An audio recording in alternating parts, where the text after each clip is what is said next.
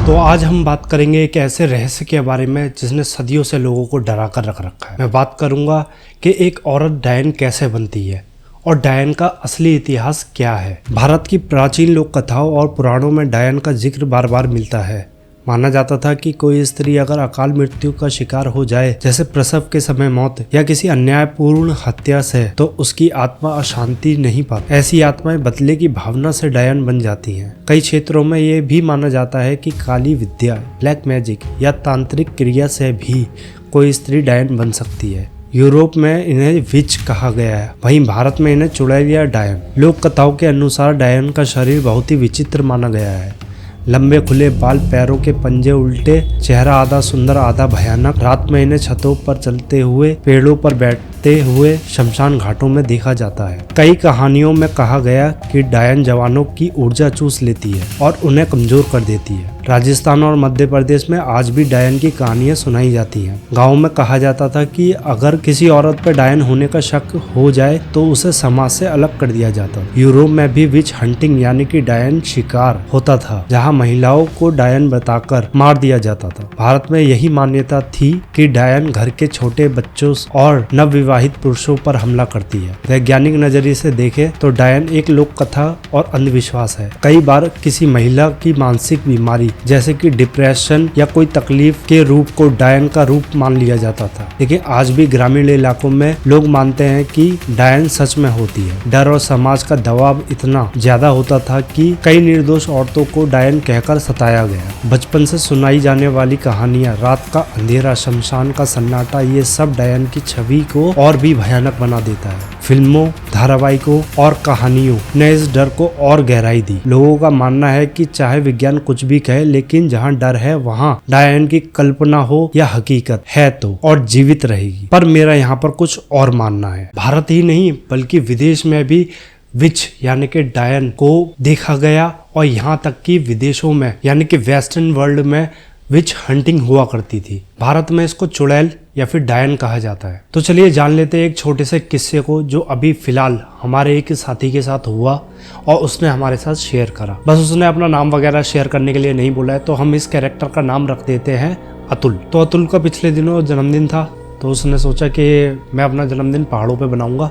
तो अपने 2-3 दोस्तों को इकट्ठा करके वो जाने की प्लानिंग करता है। तो लेकिन उनके जो 2-3 दोस्त थे वो ऑलरेडी वहाँ पर पहुँच चुके होते हैं। तो ये कहता है चलो कोई बात नहीं, मैं अकेला ही निकल जाता हूँ। तो अपनी एक छोटी कार होती है उसके पास, तो वो लेकर वहाँ के लिए निकलता है।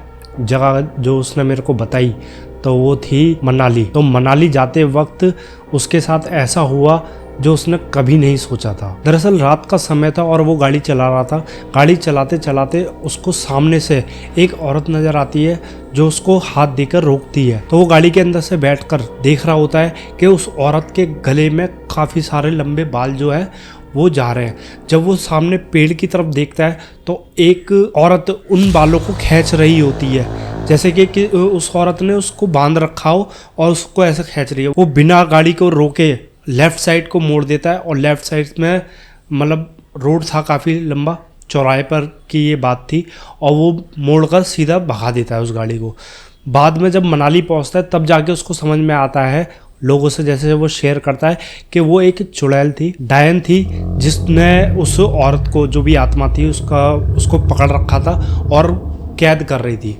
तो उसने जब ये कहानी मेरे को बताई, मतलब ये अपनी स्टोरी जो उसके साथ किस्सा हुआ उसने मेरे को बताया, तो मेरी रुचि डायन के अंदर और बन गई और मैंने बहुत सारी रिसर्च करी इसके ऊपर, जिसके बाद मेरे को रिजल्ट ये मिला कि डायन का जो इतिहास है वो काफ़ी पुराना है। अगर आपको नहीं पता कि डायन कैसे बनती है तो इसके 2 तरीके होते हैं बनने के। पहला जो होता है वो होता है कि अगर कोई औरत मतलब डिलीवरी के टाइम पर उसकी अकारण मृत्यु हो जाती है, आत्मा भटकती है और क्या नाम है, फिर वो चुड़ैल का रूप या फिर कुछ भी है।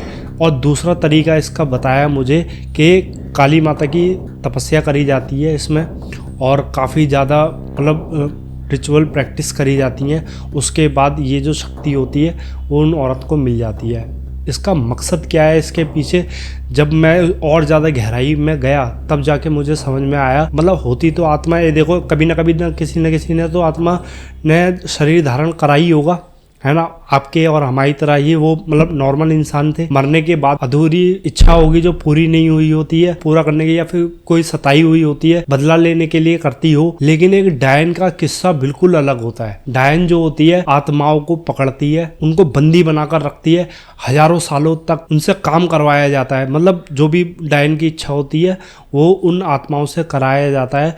अब मैंने जब इसके बारे में और ज़्यादा रिसर्च करी तो मेरे को दो बातें समझ में आई यहाँ पर। पहली तो जब आज से करीब 1000 साल अगर मैं पहले की बात करूँ तो उस टाइम पे डायन वगैरह जो होती है वो थोड़ी कम पावर में थी। 500 300 400 साल पहले की बात करूँ तो ये थोड़ी सी और ज़्यादा पावरफुल हुई और इस टाइम पे थोड़ी सी और ज़्यादा पावरफुल हुई। अगर आप इनका मेन सोर्स अगर निकालोगे ना कि ये डायन आखिर ऐसा करती क्यों है, तो आपको सिर्फ एक ही इसका आंसर समझ में आएगा, समय के अंत तक रहना चाहती हैं। और दूसरा जो मेरे को बहुत ही इंटरेस्टिंग लगा ये जानकर कि आपने सुना होगा 7 चिरंजीवी हैं भगवान कल्कि जो अब अवतार लेंगे भगवान विष्णु के, तो उनके साथ 7 चिरंजीवी हैं वो मिलकर उनका संहार करेंगे जो कली पुरुष है।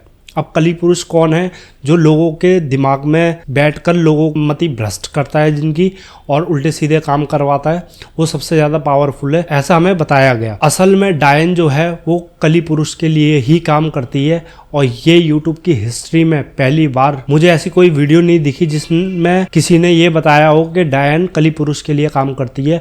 वो जितनी भी आत्माएं मतलब जो संसार में भटक रही हैं उनको पकड़ती है और उनसे ऊर्जा लेती है और बहुत ज्यादा पावरफुल बन के वो समय के अंत में कली पुरुष के साथ मिलकर भगवान विष्णु के अवतार यानी कि कल्कि से युद्ध करेंगे। और एक दूसरा फैक्टर ये है जो मैं आपको बता रहा था कि इसमें डायन के साथ मोस्ट पावरफुल डार्क एनर्जी अगर कोई है तो वो है पिशाच की। पिशाच भी कली के लिए ही काम करता है। चाहते कि इसके ऊपर मैं बिल्कुल डिटेल वीडियो बनाऊं तो आप प्लीज कमेंट बॉक्स में मेरे को बताना, ठीक है ना। अभी बिल्कुल नया चैनल है तो आप इस वीडियो को लाइक भी कर देना, ठीक है। थोड़ा सपोर्ट करो ताकि मैं आपको बहुत ही डीप नॉलेज जो है वो मैं दे सकूं। मेरा जो इसके पीछे मकसद है वो सिर्फ इतना ही है कि आप तक बिल्कुल सही जानकारी पहुंचाई जाए।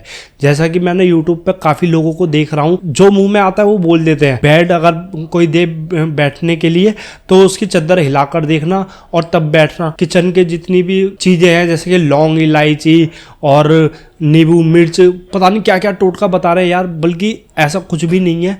अगर आप बिल्कुल प्योर सनातन धर्म के बातों को अगर मानोगे तो आपको अंधविश्वास छोड़ना पड़ेगा। ये बात मैंने जानी है सिर्फ और सिर्फ पढ़ के और काफी नॉलेजेबल लोगों के साथ रह के। तो अगर आप चाहते हो कि डायन के ऊपर पूरी मैं सीरीज बनाऊं, मतलब इसका मेन मकसद क्या है और हमारा मकसद क्या है, इंसानों का मकसद क्या है इस धरती पे आने का, तो प्लीज इस चैनल को सब्सक्राइब कर लें, वीडियो को लाइक करें, थोड़ा सपोर्ट दिखाएं ताकि मेरे को भी मोटिवेशन मिले आपके लिए इंटरेस्टिंग वीडियो बनाने के लिए, इंटरेस्टिंग के साथ साथ नॉलेजेबल। तो दोस्तों मिलते हैं अगली वीडियो में। आशा करता हूं कि आप इस वीडियो को लाइक करेंगे। बस आपको एक छोटा सा हिंट एंड में देता हुआ जाऊंगा मैं कि डायन जो है वो महाभारत काल के बाद ही लोगों के बीच नजर आई है। ये बहुत ही इंटरेस्टिंग टॉपिक है। तो मिलते हैं अगली वीडियो में, तब तक के लिए जय श्री राम।